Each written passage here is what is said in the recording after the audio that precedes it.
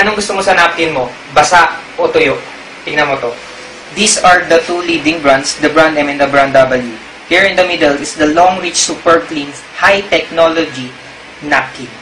Now, I'm using warm water with food color. Yan. So, ang babae po kasi, nagre-release ng 30 to 80 ml each cycle. So, right now, I'm putting 50 ml each of the pads to test their absorbency.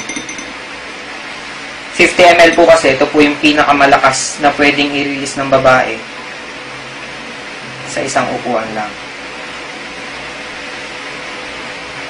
Yan. Alright. Now, kung mapapansin nyo, meron kayong makikitang kulay green na nasa gitna ng Super Clean. This is what we call the negative ion strip that kills 99.9% of bacteria. To test it, pag nagamit nyo, walang amoy. Alright? So, to test the absorbency, you'll put it here, put it here, and put it here. Now, other information lang po, the strip helps you to kill dysmenorrhea. Alright? This negative ion strip. Now, ang babae, uupo.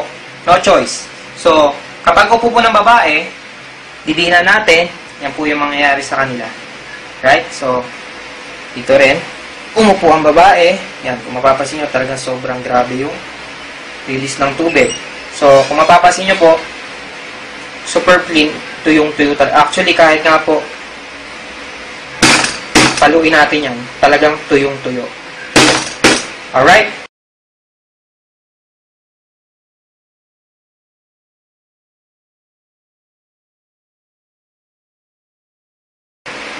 Lalagay po natin dito. Ilagyan ko na po siya ng 50 ml. Ayan. Pero kung mapapansin niyo po, unti-unti niyang ina-absorb yung tubig. Alright? Kasi this material can absorb up to 250 ml. So, ang babae, mas makakatipid. Less hassle sa pagpalit, walang dysmenorrhea, walang cervical problems. Imagine, tuyong-tuyo, walang amoy. Alright? Kung lalaki ka, we can do business here. Kasi tayong mga lalaki, connected din naman tayo sa babae. May nanay ka, may anak kang babae, meron kang girlfriend, meron kang asawa, meron kang tita, meron kang kaibigang babae. Alright? So, for questions, you please don't forget to like the page, message me, and we can talk about it. And for an actual demonstration, we can set an appointment. Alright? I'm not selling napkins. I'm selling comfort, confidence, and care. Thank you for watching. God bless you.